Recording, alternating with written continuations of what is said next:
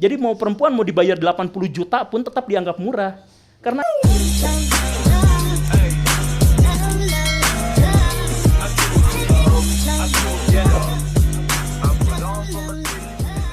jadi sebelum kita berbicara tentang sesuatu yang sosial, biar menjadi kuat dan ada pakemnya, kita bahas itu secara biologis dulu gitu. Jadi ceritanya tuh begini ya, si dulu makhluk yang awal-awal terbentuk itu kan adalah makhluk yang sangat sederhana, yang kemudian kita sebut makhluk bersel satu, karena memang selnya cuma ada satu.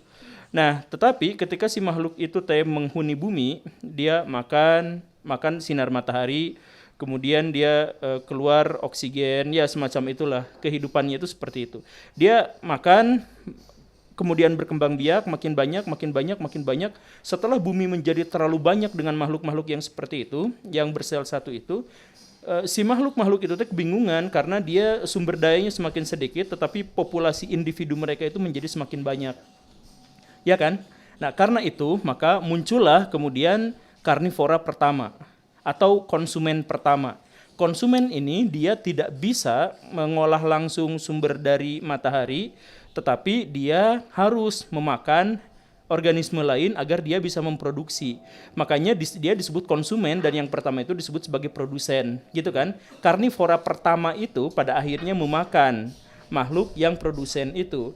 Tetapi ketika si karnivora juga berkembang biak, maka dia harus memakan si produsen itu. Makin lama si produsennya makin habis, karnivoranya makin banyak. Ketika si karnivoranya makin banyak, akhirnya dia juga krisis sumber daya pangan yang bisa dia konsumsi. Akhirnya bingung kan? Nah, tetapi di situ mulai terjadi persaingan. Si produsen itu gimana caranya biar dia tidak dimakan, sedangkan konsumen itu bagaimana caranya biar dia bisa hidup dengan cara memakan, tetapi dia harus membatasi dirinya agar dia tidak menghabisi seluruh sumber daya. Kan rumusan paling awal dari prostitusi itu ini. Nah, jauh-jauh di sini. Karena setelah ada persaingan antara produsen dengan konsumen yang tadi itu, maka si sel itu harus berkembang, harus mengembangkan dirinya biar dia tidak terjebak pada stuck di situ saja. Sebab kalau dia stuck di situ, dia dimakan. Gimana caranya biar dia menjadi unggul? Gimana caranya biar dia bisa unggul dan tidak dimakan sama si konsumen tadi itu? Nah, kalau dia bereproduksi dengan hanya membelah diri, dia mengcopy dirinya. Kualitasnya sama saja.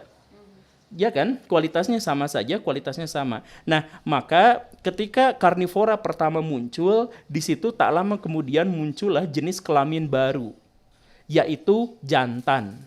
Jadi makhluk hidup itu garis dasarnya pada awalnya semuanya, ini gak bahas dulu soal agama ya, tapi garis awalnya semuanya itu adalah perempuan, betina.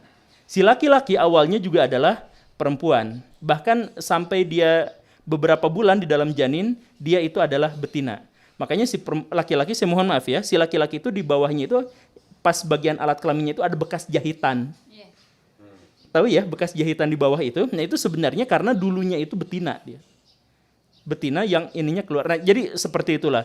Tapi si laki-laki itu muncul dari perempuan. Apa faedah kemunculan si laki-laki? Agar si makhluk hidup yang tadi itu bisa berkembang biak. Dengan bukan hanya menggandakan diri copy paste sama persis, tapi dia menjadi lebih baik lagi, menjadi lebih besar lagi. Karena apa? Karena ketika ada si pejantan itu memiliki 3 karakteristik. Satu, dia bersaing, kemudian dia mencari yang dia bisa buahi, dan yang ketiga itu adalah dia lebih arogan, lebih kuat, lebih ego. Kenapa seperti itu? Karena orientasinya seperti ini. Kalau memang mau berkembang, bukan hanya copy paste, kalau mau berkembang, nah si jantan ini nanti dia harus memilih siapapun yang bisa dia buahi dan gennya baik. Dan si betinanya pun pada waktu itu setelah menemukan jantan, dia harus memilih gen yang terbaik. Makanya si laki-laki itu tadi, si jantan itu memiliki dorongan untuk bersaing. Jadi kalau misalkan kita loncat jauh miliaran tahun kemudian, kita misalkan bisa melihat ada 10 rusa jantan dan 10 rusa betina. Apa yang terjadi kalau mereka disatukan? Si rusa betina adem ayem, Si jantan gak mau, si jantan harus bertarung satu sama lain sampai yang 9-nya mati atau melarikan diri, tinggal sisa 1. 1 itu kemudian menikmati si betina yang 10 ini. Ini mekanisme alam kenapa seperti ini? Biar advance, biar bisa berkembang. Si betina menemukan gen terbaik. Karena si gen jantan yang 1 ini berhasil menjatuhkan lawan-lawannya, berarti dia gen terbaik. Sedangkan si jantan tadi itu menemukan sebanyak mungkin rahim yang bisa dia buahi. Jadi secara biologis akhirnya mereka itu klop. Si jantan menemukan banyak rahim yang bisa dia buahi sehingga reproduksi menjadi lebih banyak. Lebih banyak, jadi berarti gennya itu bisa bertahan hidup, spesiesnya bertahan hidup lebih baik kan, karena banyak. Sedangkan si betinanya mendapatkan gen terbaik. Artinya dalam proses evolusi, si gen yang dilahirkan dari jantan terbaik itu berpotensi untuk melahirkan anak-anak dengan gen terbaik juga. Jadi, nah dari sini mulai kena ya. Dari sini mulai kena kenapa terjadi perkawinan, kenapa terjadi reproduksi, dan kenapa bentuk reproduksi harus seperti itu. Nah, apa hubungannya dengan prostitusi tadi itu? Nah, ketika si gen perempuan itu berorientasi pada mendapatkan gen terbaik, maka dia akan berorientasi pada reproduksi, tapi dia akan mengecilkan kesempatan untuk mempertahankan dirinya secara independen, mandiri. Karena dia fokus pada mempertahankan spesies. Jadi kalau misalkan perempuan atau betina misalkan menjadi ketika dia mengalami proses reproduksi, kan sebenarnya dia lemah secara upaya untuk mempertahankan dirinya, dia tuh lemah. Kalau ada kijang lagi hamil, dikejar-kejar sama macan, sebenarnya potensi besar dia kena. Karena dia hamil. Apalagi kalau misalkan dia punya anak, dia pikirannya teralihkan antara melindungi dirinya dengan melindungi anaknya. Kan seperti itu. Maka bagaimana caranya agar dia itu bisa mempertahankan diri di zaman dulu. Orang-orang atau manusia zaman lampau, kita masuk ke manusia lompat lagi miliaran tahun atau jutaan tahun. Ketika manusia dihadapkan pada masalah yang sama, maka akhirnya muncullah perbedaan peran yang sangat signifikan dan itu didorong oleh evolusi. Jadi evolusi itu benar-benar memisah perempuan dan laki-laki bukan hanya pada jenis kelaminnya tapi pada gendernya. Jadi si perempuan karena dia harus karena dia harus mengurus anak, mempertahankan spesiesnya, maka yang paling dikembangkan dalam dirinya itu bukan otot tapi lemak. Laki-laki tidak memiliki storage tempat untuk lemak karena dia harus bekerja. Dan kalau laki-laki, saya mohon maaf ya, tapi ini kita berbicara sains. Kalau misalkan si laki-laki tidak bekerja, dia stres atau dia mati karena kegendutan. Karena dia nggak punya tempat untuk penyimpanan lemak. Sekalinya dia nyimpan lemak, dia hanya nyimpan di perutnya saja. Maka kalau laki-laki gendut itu buncit, perempuan gendut itu seawak-awak, seluruh badan. Begitu kan? Karena perempuan itu seluruh tubuhnya tempat untuk nyimpan lemak. Sedangkan laki-laki tidak seperti itu. Nah, kenapa seperti itu? Karena si laki-laki untuk bekerja. Kenapa si laki-laki untuk bekerja dan untuk berburu dan untuk yang mengembara dan sebagainya, sedangkan perempuan tidak? Karena perempuan itu fokusnya pada akhirnya diarahkan oleh garis evolusi itu untuk bereproduksi. Jadi, misalkan gini, perempuan kenapa butuh lemak? Sebab kalau dia melahirkan atau itu, nutrisinya habis-habisan. Ketika perempuan beres melahirkan itu, rambut rontok, muka jadi kusam dan sebagainya, karena kurang nutrisi. Jadi seandainya dia tidak memiliki lemak yang cukup, dia lebih berpotensi untuk terancam bahaya dengan sedikitnya lemak itu. Makanya tubuhnya adalah storage, tempat penyimpanan lemak yang besar. Kan seperti itu. Tapi kalau si lemaknya itu menjadi banyak, ototnya menjadi sedikit. Kalau ototnya menjadi sedikit, kesempatan untuk mempertahankan hidupnya menjadi lebih kecil. Nah, di dunia ketika masyarakat sudah berkembang, masyarakat bercocok tanam, masyarakat sudah menetap di satu tempat, si perempuan yang tidak bisa melindungi dirinya gara-gara dia fokus pada reproduksi itu, akhirnya dia menghadapi sebuah dilema besar. Di satu sisi dia harus bereproduksi, di sisi lain dia harus melindungi dirinya. Gak ada manusia yang bisa memerankan dua sekaligus dengan baik kalau terjadi di masa lampau.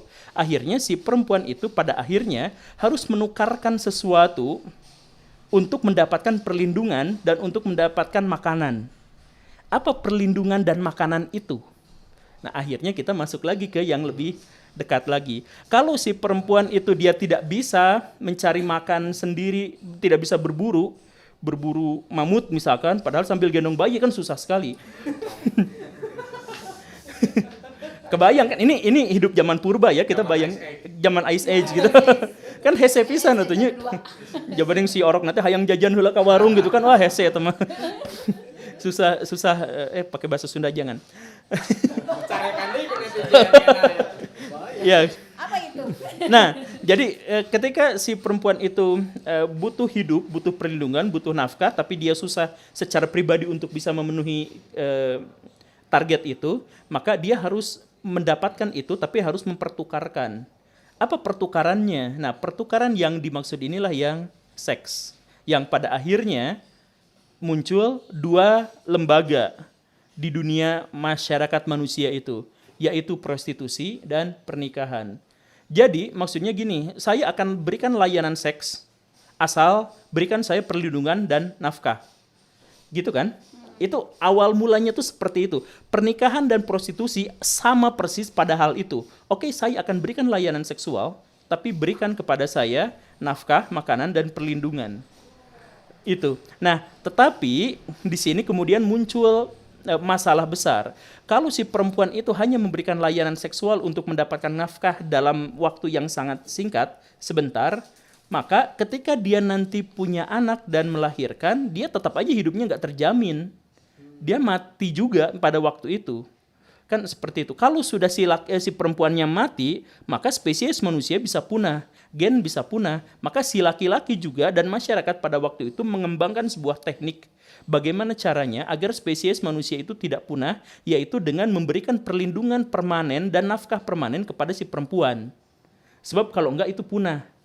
Makanya pernikahan itu menjadi salah satu budaya universal. Tidak ada satupun suku bangsa di dunia yang tidak ada model pernikahannya.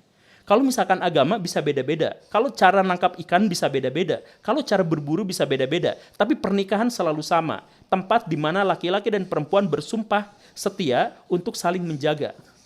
Kan seperti itu. Nah, kenapa bisa seperti itu? Ini sebenarnya adalah untuk mempertahankan gen. Si perempuan menjadi satu-satunya makhluk yang bisa melahirkan, bereproduksi, tapi dia tidak bisa menghidupi dirinya dalam kondisi seperti itu, maka dia harus dilindungi oleh si laki-laki itu. Kalau pertukaran seks dan reproduksi itu permanen, saya akan melindungi si perempuan ini seumur hidup saya atau seumur hidup si perempuan itu dan memberi nafkah seumur hidup pada si perempuan itu, maka itu berarti adalah pembayaran yang kontan, pembayaran yang adil, yang seimbang. Itulah yang namanya pernikahan. Jadi pernikahan itu adalah pembayaran yang seimbang. Saya akan memberikan layanan seksual dan memberikan kesempatan untuk reproduksi dan mewariskan gen si laki-laki sepenuhnya, tapi berikan saya perlindungan dan nafkah seumur hidup. Seimbang. Nah, prostitusi itu sebaliknya. Saya berikan layanan seksual dan kesempatan untuk menurunkan generasi selanjutnya, tapi saya hanya mendapatkan perlindungan hanya untuk semalam atau sebulan atau seminggu dan nafkah hanya untuk sebulan seminggu. Nah, itu prostitusi. Makanya perempuan disebut perempuan murahan itu karena dia telah menjual aset terbaik yang seharusnya dibayar dengan kesetiaan sampai mati, tapi dia menjualnya dengan harga semurah itu.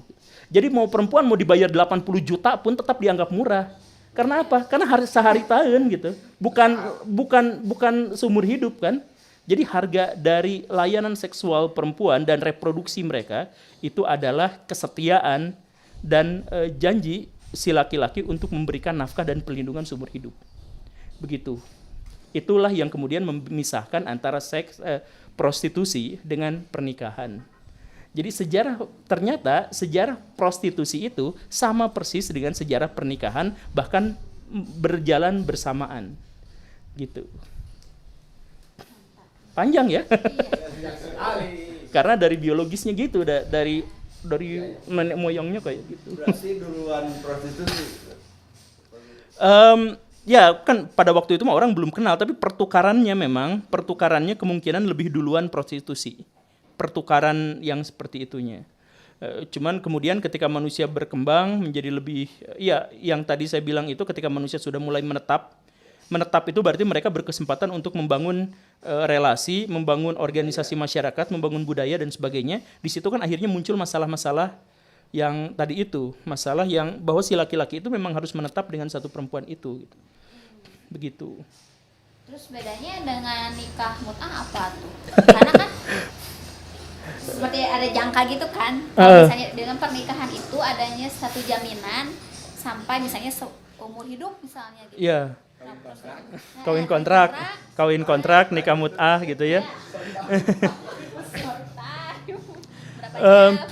Sekali lagi kita abaikan dulu misalkan dimensi agama dalam hal ini ya. Iya, iya. Kita sepakatin dulu ini. Jadi ceritanya adalah Nabi Muhammadnya tidak ada dulu, tapi ada masyarakat yang seperti itu gitu ya, masyarakat yang nikah mut'ah gitu. Jadi sebenarnya begini, tempat di mana pernikahan mut'ah atau kawin kontrak itu muncul, itu adalah tempat di mana persilangan antara masyarakat nomaden dengan masyarakat menetap. Paham ya?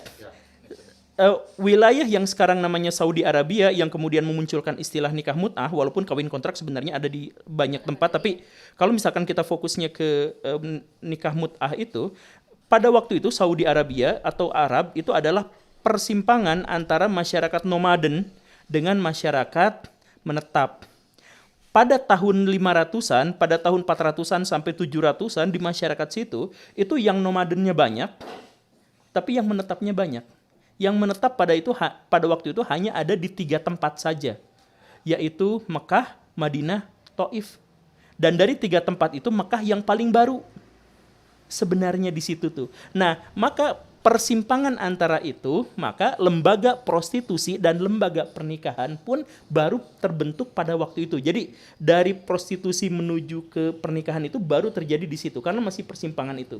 Dan karena itu nikah mut'ah itu adalah pertengahan antara pernikahan dengan prostitusi. Kan gini, jalan tengahnya kan.